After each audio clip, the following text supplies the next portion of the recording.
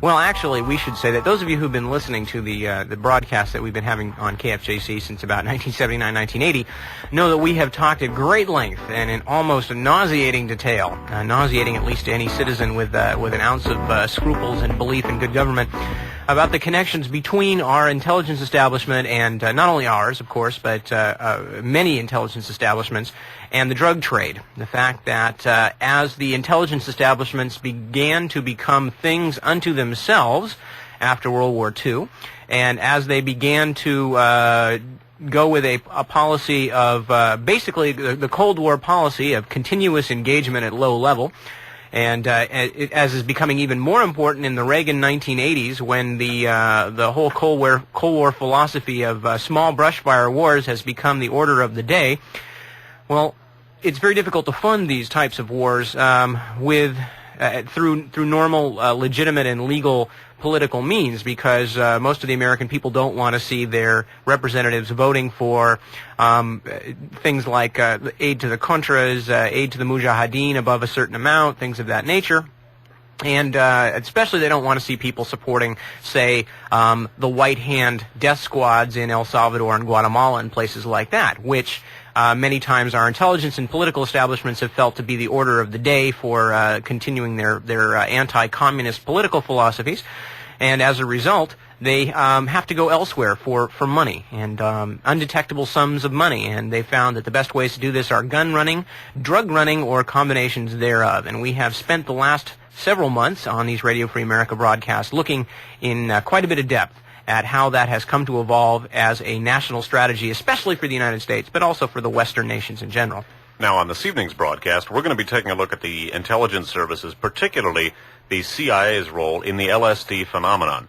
Once again, we will see the Central Intelligence Agency involved in a pivotal way in the actual trafficking in LSD, and we'll also see the interrelationship between the LSD traffic and the arms traffic, a theme that's become almost numbing and certainly fairly depressing as we've examined it over the course of these broadcasts, and indeed I think that could be safely said of the entire overview of the guns and drugs trades, which are in fact one trade and very closely interrelated. On this evening's broadcast, we're going to begin by taking a look at the growth of the LSD phenomenon, specifically the spread of LSD in American society is inextricable with the activities of the CIA and military in the United States. And we're going to begin taking a look at how LSD and its use and testing began out of a CIA program that was basically a search for a truth serum. We're going to take a look at the way in which the CIA's research into LSD spurred LSD research all around the country. Then we're going to take a look at the actual growth of the LSD subculture, so to speak. In particular, we're going to take a look at some of the main proponents of LSD or the use of LSD for recreational purposes. We're going to take a look at a guy named Captain Al Hubbard, who, unlike Ken Kesey or Tim Leary, was the original LSD pioneer. He also was a lifelong U.S. intelligence agent and a very, very mysterious character. We're going to take a look at the ubiquitous role of the CIA in the spreading of the LSD doctrine, so to speak, to leading American intellectuals. Whether we're looking at the aforementioned Tim Leary or Ken Kesey, whether we're looking at Aldous Huxley, whether we're looking at Allen Ginsberg, in the background of each of these key LSD proselytizers' introduction to that drug, we find the Central Intelligence Agency and people who were pivotally involved in the CIA's testing efforts. LSD research was virtually unknown in this country until the CIA, through a number of domestic funding conduits, began pumping millions of dollars into research with this drug. We're going to take a look at the CIA's role in the Summer of Love, the 20th anniversary of which is about to break upon us here in the Bay Area with a lot of, and this is my editorial comment, revolting commemorations of that phenomenon. And it should be said, too, that the book that we're going to rely on for a lot of our broadcasts this evening, although it has a lot of excellent information, does wax, I find, nauseatingly maudlin with regard to the psychedelic era, quote-unquote. The book sort of splits between devastating and insightful analysis and a lot of essentially nostalgic and I think fairly useless rumination and reminiscing about the glories of the psychedelic era. What conclusion one comes to about just what the CIA and other intelligence agencies were up to with regard to the use of LSD. Again, for the purposes of brevity, the thesis of the entire broadcast this evening is basically that the CIA is totally inseparable from the LSD phenomenon in America, whether we look at LSD as a research tool, as it was initially, or whether we look at it as the underground recreational drug of choice that it became in the 1960s. Throughout the growth and spread of the LSD phenomenon, the CIA is there, and again, are completely inseparable from it. At the end of the broadcast this evening, we're going to speculate to a certain extent about some of the things that they may have had in mind with their efforts. That's right. Not only for you ex-hippies out there, not only is 1987 the 20th anniversary of the, quote, Summer of Love, unquote, it's also the 40th anniversary of the formation of the CIA. And for those of you out there who are not previously familiar with the overlap that Dave mentioned between those two phenomena, you will be probably rather interested to stay tuned with us for tonight's broadcast. I just also wanted to mention that the book that we're going to be using heavily, not exclusively, but almost exclusively tonight, as Dave mentioned, is a book called Acid Dreams, subtitled The CIA, LSD, and the 60s Rebellion. The book is written by Martin A. Lee and Bruce Schlain, S-H-L-A-I-N, copyright 1985 by Grove Press, New York, and it is certainly worth your while. It is out right now. It is available, I think, in a lot of bookstores. It is probably also available in your local libraries and a variety of other places, and we are going to be covering a lot of it tonight, but obviously we cannot read the entire book to you, and it wouldn't hurt at all to go out and buy a copy and support researchers doing this kind of work. So, again, that small commercial over. Acid Dreams is the book we're going to be quoting from heavily tonight. Okay, and again, we're going to begin by taking a look at the history of the CIA's research into LSD and the military's research into LSD, and observe the manner in which their interest in acid, which grew out of a number of different CIA mind control programs, part of which focused on the search for a truth serum. Basically, this is where LSD got its start in American society. It was, as we're going to read here very shortly, virtually an unknown phenomenon. There was almost no one doing LSD research in the United States until the CIA began pumping a lot of capital into that type of research. All of a sudden, there were a lot of people doing that research. Very quickly, the drug spread from the laboratory to the street, and we will be analyzing the possible role of the CIA in affecting that switch deliberately. All right, starting out from Acid Dreams and reading about the early days of the search for a truth serum or a truth drug that would enable interrogators to basically pick the brains clean. This was the original idea, pick the brains clean of foreign spies. It should be noted here that in the search for a truth serum, the CIA picked up where the OSS, the Office of Strategic Services, left off during World War II, the OSS being America's wartime intelligence service during WW2. After the war, the CIA and the military picked up where the OSS had left off in the secret search for a truth serum. The Navy took the lead when it initiated Project Chatter in 1947, the same year that the CIA was formed. Described as, quote, an offensive program, Chatter was supposed to devise means of obtaining information from people independent of their volition, but without physical duress. Toward this end, Dr. Charles Savage conducted experiments with mescaline, a semi-synthetic extract of the peyote cactus that produces hallucinations similar to those caused by LSD, at the Naval Medical Research Institute in Bethesda, Maryland. But these studies, which involved animal as well as human subjects, did not yield an effective truth serum, and Chatter was terminated in 1953. The Navy became interested in mescaline as an interrogation agent when American investigators learned of mind control experiments carried out by the Nazi doctors at the Dachau concentration camp during World War II. After administering the hallucinogen to 30 prisoners, the Nazis concluded that it was, quote, impossible to impose one's will on another person, as in hypnosis, even when the strongest dose of mescaline had been given, unquote.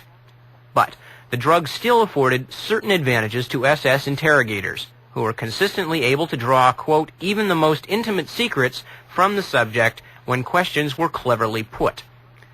Not surprisingly, quote, sentiments of hatred and revenge were exposed in every case, unquote. The mescaline experiments at Dachau were described in a lengthy report by the U.S. Naval Technical Mission. which swept across Europe in search of every scrap of industrial material and scientific data that could be garnered from the fallen Reich.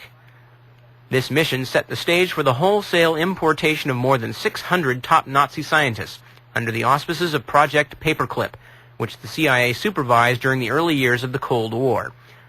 Among those who emigrated to the U.S. in such a fashion was Dr. Hubertus Strughold, spelled Strughold, the German scientist whose chief subordinates, Dr. Sigmund Ruff and Dr. Sigmund Rascher, were directly involved in, quote, aviation medicine experiments at Dachau, which included the mescaline studies. Despite recurring allegations that he sanctioned medical atrocities during the war, Strughold settled in Texas and became an important figure in America's space program. After Werner von Braun, he was the top Nazi scientist employed by the American government, and he was subsequently hailed by NASA as the, quote, father of space medicine, unquote. The CIA, meanwhile, had launched an intensive research effort geared toward developing special interrogation techniques. Two methods showed promise in the late 1940s. The first involved narcohypnosis, in which a CIA psychiatrist attempted to induce a trance state after administering a mild sedative. A second technique involved a combination of two different drugs with a contradictory effect.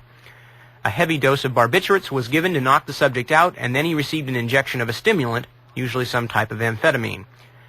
As he started to come out of a somnambulant state, he would reach a certain ineffable point prior to becoming fully conscious. Described in CIA documents as, quote, the twilight zone, this groggy condition was considered optimal for interrogation. CIA doctors attempted to extend the stuporous limbo as long as possible. In order to maintain the delicate balance between consciousness and unconsciousness, an intravenous hookup was inserted in both the subject's arms. One set of works contained a downer, the other an upper, the classic goofball effect. With a mere flick of the finger, an interrogator could regulate the flow of chemicals. The idea was to produce a, quote, push, a sudden outpouring of thoughts, emotions, confidences, and whatnot. Along this line, various combinations were tested. Seconal and dexedrine, pentothal and digoxin, and, depending on the whim of the spy in charge, some marijuana, the old OSS standby, which the CIA referred to as sugar, might be thrown in for good measure. Continuing with acid dreams. The goofball approach was not a precision science. There were no strictly prescribed rules or operating procedures regarding what drugs should be employed in a given situation. The CIA interrogators were left to their own devices, and a certain degree of recklessness was perhaps inevitable. In one case, a group of CIA experts hastily drafted a memo after reviewing a report prepared by one of the agency's special interrogation teams. The medical consultants pointed out that, quote, the amounts of scopolamine administered were extremely heavy, unquote. They also noted that the best results were obtained when 2 or at most 3 different chemicals were used in a session. In this case, however, heavy doses of scopolamine were administered along with thiamine, sodium luminol, atropine sulfate, sodium pentothal, and caffeine sulfate. One of the CIA's professional consultants in H techniques also questioned why hypnosis was attempted, quote, after a long and continuous use of chemicals, after the subject had vomited, and after apparently a maximum tolerance point had been reached with the chemicals, unquote. Everyone who read the interrogation report agreed that hypnosis was useless, if not impossible, under such conditions. Nevertheless, the memo concluded by reaffirming that, quote, no criticism is intended whatsoever, unquote, and that, quote, the choice of operating weapons must be left to the agents in the field. Despite the potential hazards and tenuousness of the procedure as a whole, special interrogations were strongly endorsed by the agency officials. A CIA document dated November 26, 1951 announced, quote, we're now convinced that we can maintain a subject in a controlled state for a much longer period of time than we heretofore had believed possible. Furthermore, we feel that by use of certain chemicals or combinations, we can, in a very high percentage of cases, produce relevant information, unquote. Although these techniques were still considered experimental, the prevailing opinion among members of the special interrogation teams was that there had been enough experiments, quote, to justify giving the green light to operational use of the techniques, unquote. And again quoting, there will be many a failure, a CIA scientist acknowledged, but he was quick to stress that every success with this method will be pure gravy. In an effort to expand its research program, the CIA contacted academics and other outside experts who specialized in areas of mutual interest. Liaison was established with the research sections of police departments and criminology laboratories. Medical practitioners, professional hypnotists, and psychiatrists were brought on as paid consultants, and various branches of the military provided assistance. Oftentimes, these arrangements involved a cover to conceal the CIA's interest in behavior modification. With the bureaucratic apparatus already in place, the CIA's mind control efforts were integrated into a single project under the code name Bluebird.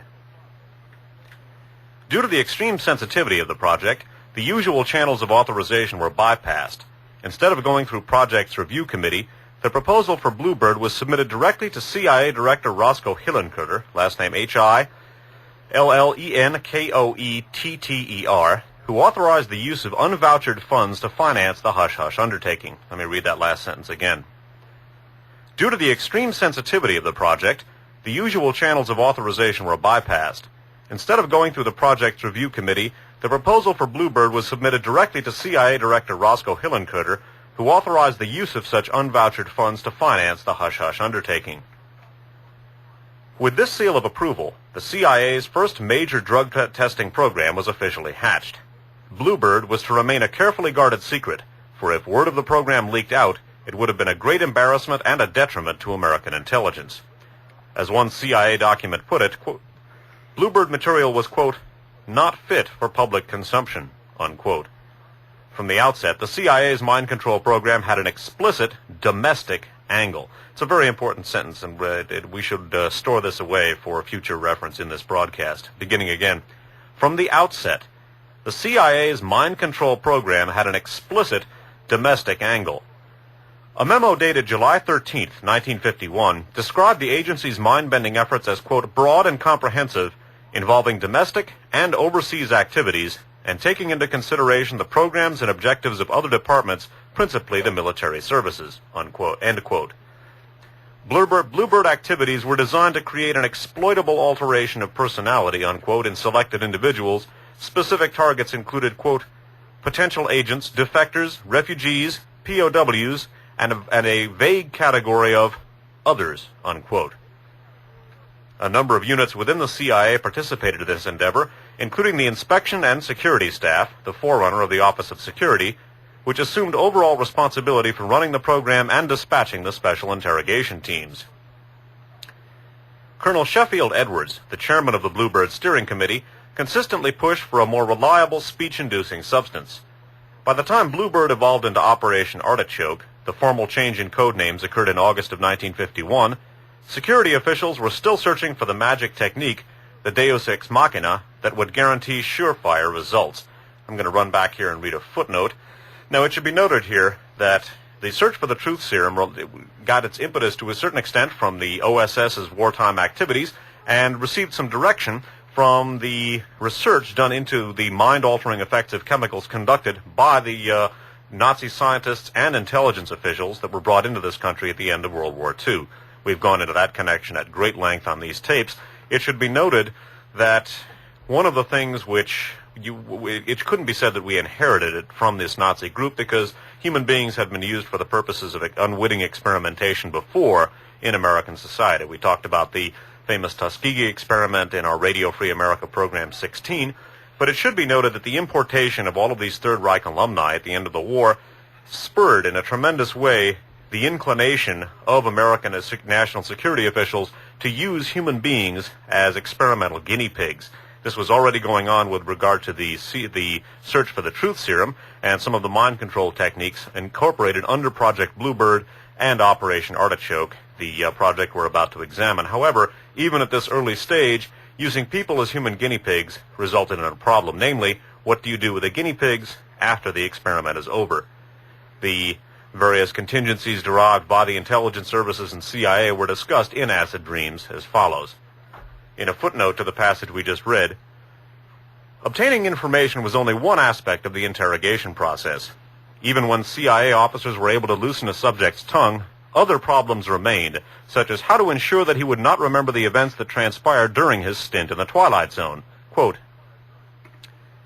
if by some means we could create a perfect and thoroughly controlled amnesia, a CIA agent declared, the matter would be simplified, but amnesia is not certain and cannot be guaranteed. Certain drugs were known to produce amnesia for a matter of hours or days, but this was not sufficient. The CIA also had access to chemicals capable of causing permanent brain damage, but long-term amnesia drugs that would be completely reversible over a 12 to 18 month period were not available. This was quite an inconvenience as far as the national security experts were concerned. The question of what to do with subjects of special interrogation sessions, the disposal problem, unquote, provoked a heated debate inside the company. The immediate objective was to find a way of holding them, quote, in maximum custody until either operations have progressed to the point where their knowledge is no longer highly sensitive, or the knowledge they possess in general will be of no use to the enemy, unquote. One possibility suggested in CIA documents was to render a person incoherent through psychological and or pharmacological attack, and then have him placed in a mental institution.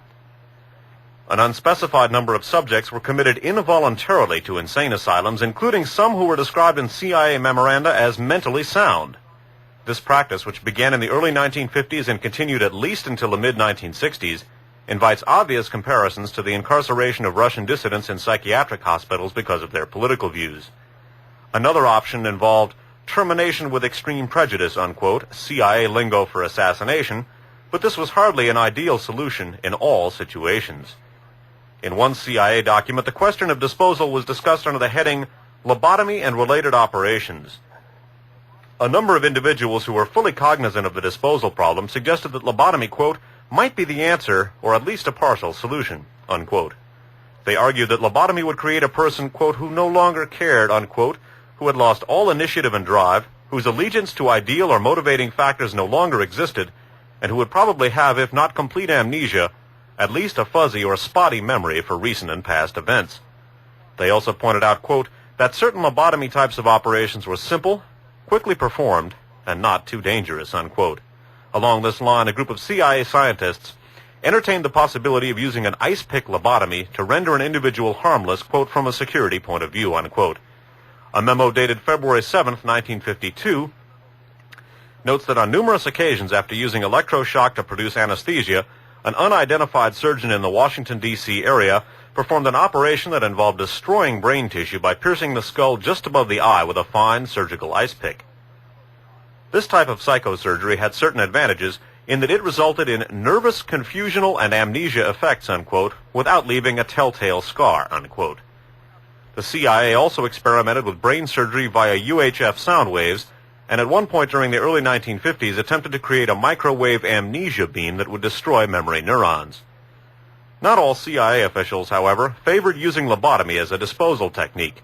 Potential drawbacks were cited. Surgical risk was great, brain damage could be extensive, and such an operation, if faulty, could produce a vegetable, unquote. Moreover, if the enemy discovered that the CIA was mutilating people's brains for the sake of national security, this information could be exploited as a propaganda weapon. Other CIA officials opposed lobotomy because it was blatantly inhumane and violated all concepts of fair play and the American way of life, and thus it could never be officially sanctioned or supported. A CIA document dated March 3, 1952 states that, quote, while the USSR and its satellites are capable of any conceivable atrocity against human beings to attain what they think are their ends, we should not, with our high regard for human life, use these techniques unless by using them we save the lives of our own people and the situation is highly critical to the nation's safety.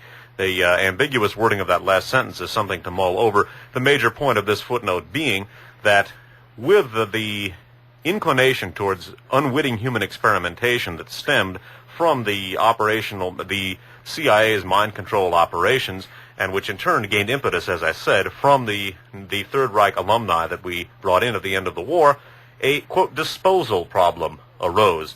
And I think some of the ethical tangles of the entire LSD program are themselves exposed and highlighted rather nicely by this problem. Aficionados of the underground television series The Prisoner may want to think about this some too, because as that series would indicate, that at least on certain occasions, art imitates life.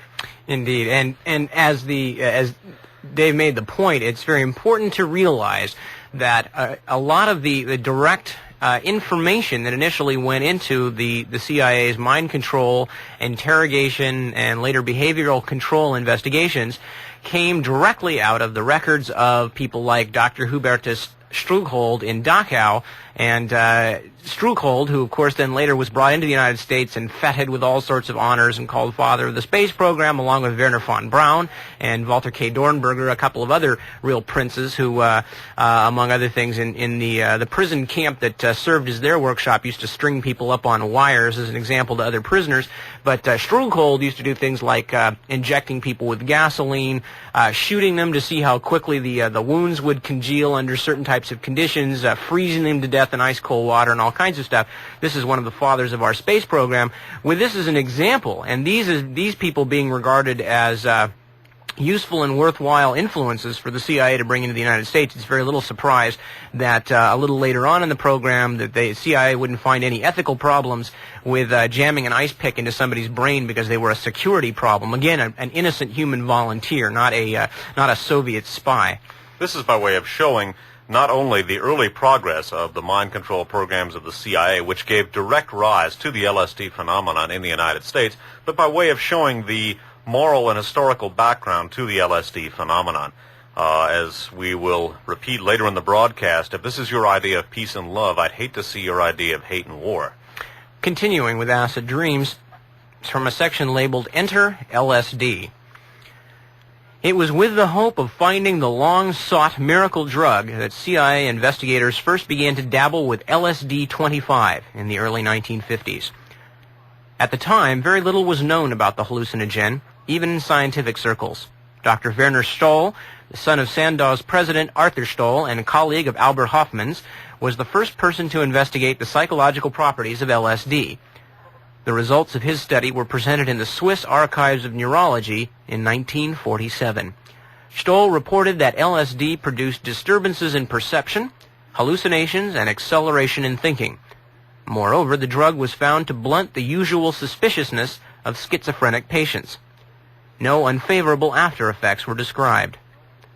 2 years later, in the same journal, Stoll contributed a second report entitled, quote, "A new hallucinatory agent active in very small amounts," unquote. The fact that LSD caused hallucinations should not have been a total surprise to the scientific community. Sandoz first became interested in ergot, ERGOT, the natural source of lysergic acid, because of numerous stories passed down through the ages. The rye fungus had a mysterious, it's rye, R-Y-E, not W-R-Y. They're not anthropomorphizing it. The rye fungus had a mysterious and contradictory reputation.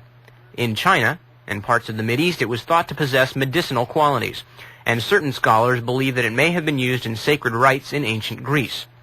In other parts of Europe, however, the same fungus was associated with a horrible malady known as St. Anthony's fire, which struck periodically like the plague.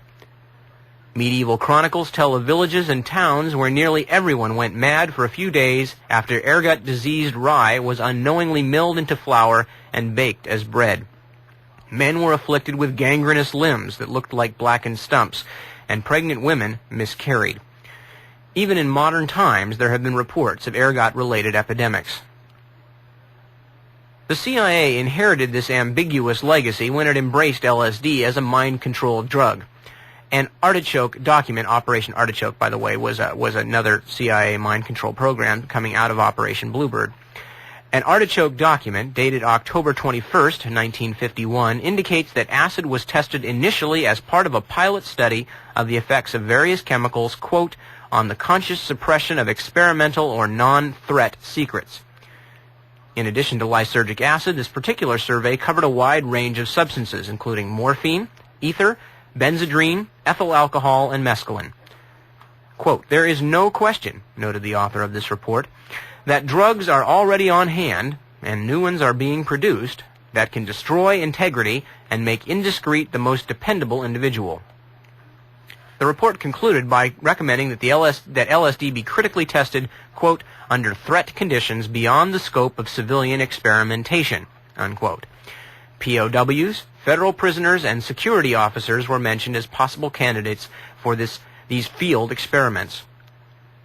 In another study, designed to ascertain optimal dosage levels, for interrogation sessions, a CIA psychiatrist administered LSD to, quote, at least 12 human subjects of not too high mentality, unquote. At the outset, the subjects were, quote, told only that a new drug was being tested and promised that nothing serious or dangerous would happen to them. During the intoxication, they realized something was happening, but were never told exactly what, unquote. A dosage range of 100 to 150 micrograms was finally selected, and the agency proceeded to test the drug in mock interrogation trials. Initial reports seemed promising. In one instance, LSD was given to an officer who had been instructed not to reveal, quote, a significant military secret. When questioned, however, quote, he gave all the details of the secret, and after the effects of the LSD had worn off, the officer had no knowledge of revealing the information. Complete amnesia, unquote. Favorable reports kept coming in, and when this phase of experimentation was completed, the CIA's Office of Scientific Intelligence, OSI, prepared a lengthy memorandum entitled Potential New Agent for Unconventional Warfare. LSD was said to be useful, quote, for eliciting true and accurate statements from subjects under its influence during interrogation, unquote. Moreover, the data on hand suggested that LSD might help in reviving memories of past experiences. Now, the next section of acid dreams that we're going to look at underscores the manner in which it was the very research which we now see being in our historical retrospective here, which we see being undertaken in the early 1950s under the auspices of Operation Artichoke, that it was the push to develop this mind control and ostensibly, at least, or initially truth serum drug, which was what the CIA was looking for with LSD. This is what brought the LSD research into our society. Initially, there was almost no one doing LSD research, and the very research programs that we're talking about here was what brought LSD into American society. Again, hardly anybody was doing anything one way or the other with LSD as a result of the CIA's programs to test this drug as a possible truth serum, mind control drug, and what have you. LSD became a major asset to American, not asset, but a major adjunct to American psychological research. We're going to take a look at that now, the experimentation programs undertaken on human subjects, and the manner in which, literally, LSD came from the CIA.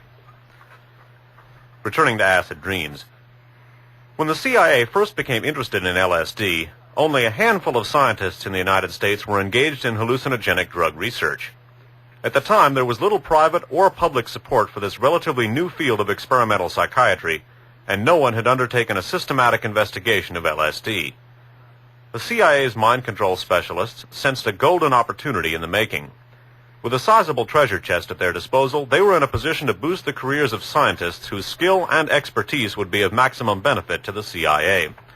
Almost overnight, a whole new market for grants in LSD research sprang into existence as money started pouring through CIA-linked conduits or cutouts such as the Geschichter Fund for Medical Research, the Society for the Study of Human Ecology, and the Josiah Macy Jr. Foundation. Among those who benefited from the CIA's largesse was Dr. Max Rinkel, R-I-N-K-E-L, the first person to bring LSD to the United States. In 1949, Rinkel, a research psychiatrist, obtained a supply of LSD from Sandoz Pharmaceuticals in Switzerland and gave the drug to his partner, Dr. Robert Hyde, who took the first acid trip in the Western Hemisphere. Rinkel and Hyde went on to organize an LSD study at the Boston Psychopathic Institute, a pioneering mental health clinic affiliated with Harvard University. They tested the drug on 100 volunteers and reported the initial findings in May of 1950, nearly 3 years before the CIA began funding their work, at the annual meeting of the American Psychiatric Association. Rinkel announced that LSD produced, quote, a transitory psychotic disturbance, unquote, in normal subjects. This was highly significant, for it raised the possibility that mental disorders could be studied objectively in a controlled experimental setting. Rinkel's hypothesis was supported and expanded upon during the same forum by Dr. Paul Hoch, or Hoch, H-O-C-H, a prominent psychiatrist who would also proffer his services to the CIA in the years ahead. Hoch reported that the symptoms produced by LSD, mescaline, and related drugs were similar to those of schizophrenia. Intensity of color perception, hallucinations, depersonalization, intense anxiety, paranoia, and in some cases catatonic manifestations. As Hoch put it, quote, LSD and mescaline disorganized the psychic integration of the individual, unquote. He believed that the medical profession was fortunate to have access to these substances, for now it would be possible to reconstruct temporary or model psychoses in the laboratory. LSD was considered an exceptional research tool in that the subject could provide a detailed description of his experience while he was under the influence of the drug. It was hoped that careful analysis of these data would shed new light on schizophrenia and other enigmatic mental diseases. Hoch's landmark thesis, that LSD was a psychotomimetic or madness-mimicking agent, caused a sensation in scientific circles and led to several important and stimulating theories regarding the biochemical basis of schizophrenia. This, in turn, sparked an upsurge of interest in brain chemistry and opened new vistas in the field of experimental psychiatry. In light of the extremely high potency of LSD, it seemed completely plausible that infinitesimal traces of a psychoactive substance produced through metabolic dysfunction by the human organism might cause psychotic disturbances. Conversely, attempts to alleviate a lysergic psychosis, unquote, might point the way toward curing schizophrenia and other forms of mental illness. As it turned out, the model psychosis concept dovetailed particularly well with the secret schemes of the CIA, which also viewed LSD in terms of its ability to blow minds and make people crazy. Thus, it is not surprising that the CIA chose to invest in men like Wrinkle and Hoch. Most scientists were flattered by the government's interest in their research, and they were eager to assist the CIA in its attempts to unravel the riddle of LSD. This was, after all, the Cold War, and one did not have to be a blue-ribbon hawk or a hardliner to work in tandem with American intelligence. In the early 1950s, the CIA approached Dr. Nick Bercel, B-E-R-C-E-L, a psychiatrist who maintained a private practice in Los Angeles. Bercel was one of the first people in the United States to work with LSD, and the CIA asked him to consider a haunting proposition. What would happen if the Russians put LSD in the water supply of a large American city? A skillful saboteur could carry enough acid in his coat pocket to turn an entire metropolis into a loony bin, assuming he found a way to distribute it equally. In light of this frightening prospect, would Bercel render a patriotic service by calculating exactly how much LSD would be required to contaminate the water supply of Los Angeles?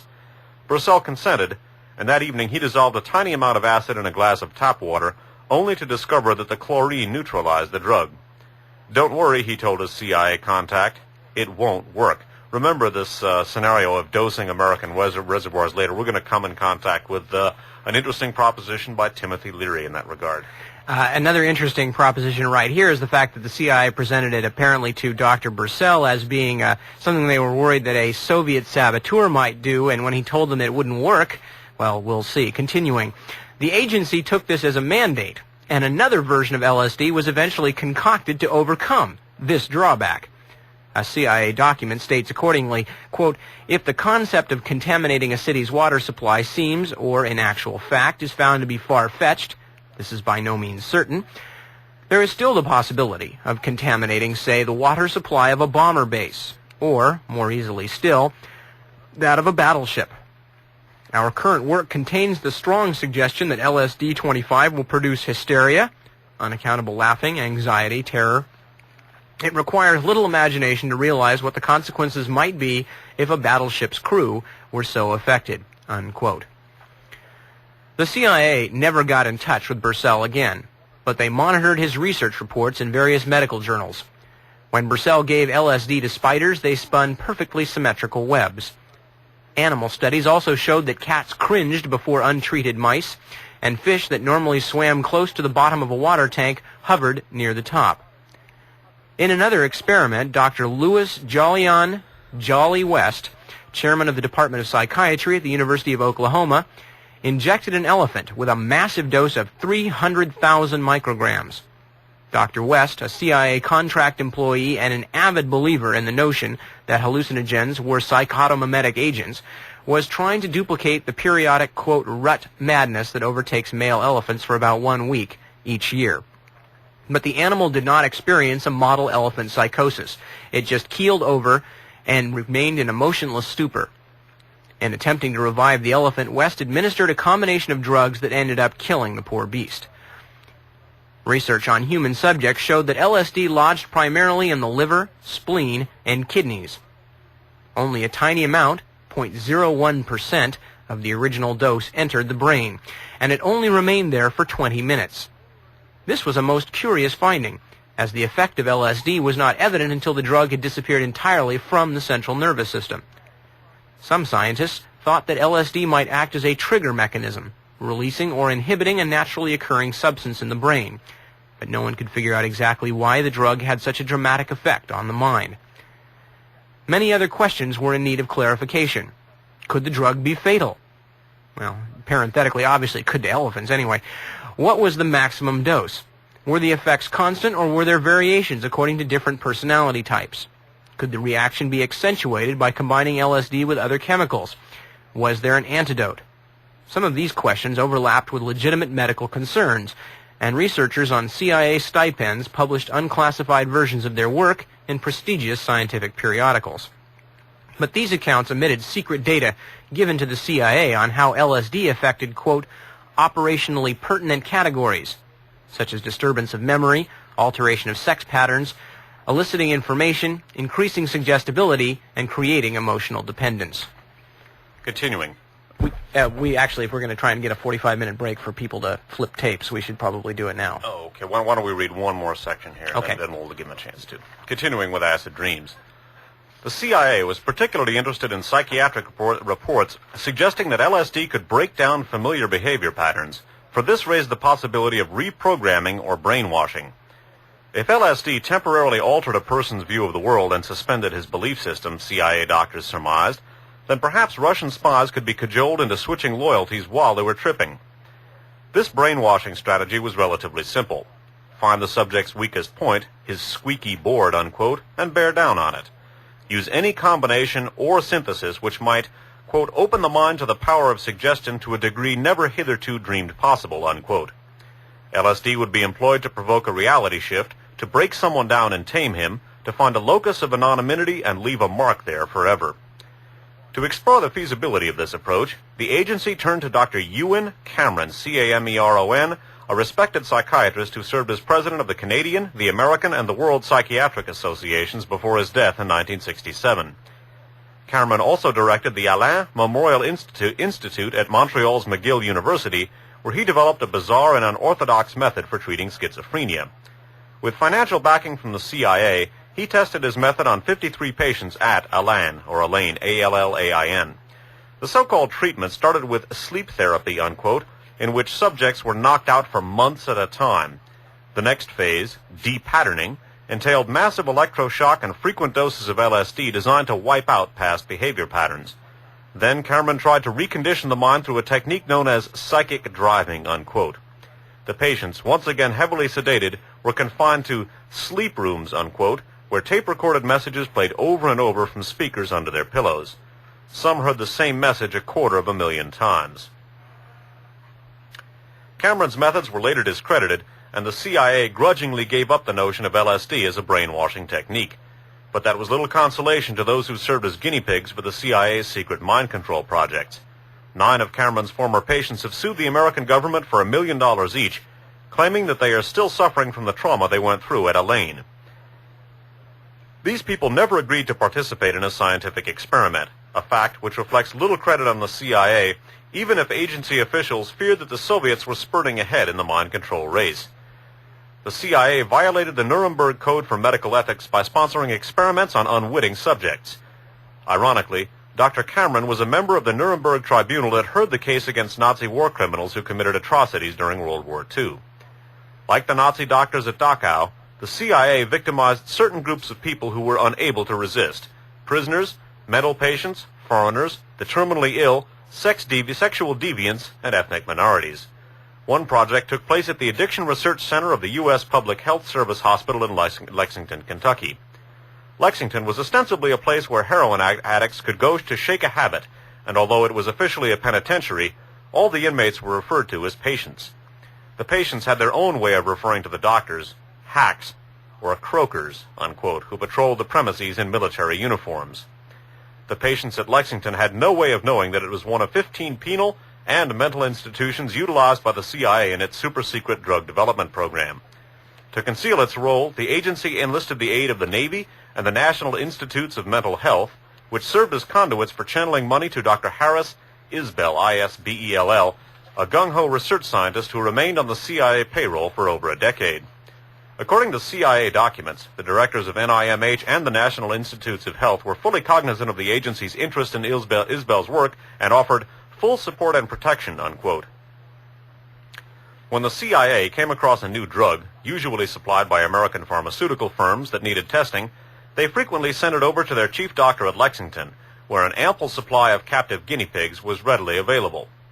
Over 800 compounds were farmed out to Isbell, including LSD and a variety of hallucinogens.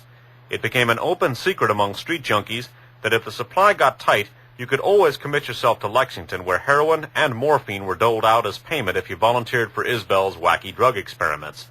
Small wonder that Lexington had a return rate of 90%. Dr. Isbell, a long-time member of the Food and Drug Administration's Advisory Committee on the Abuse of Depressant and Stimulant Drugs, defended the volunteer system on the grounds that there was no precedent at the time for offering inmates cash for their services.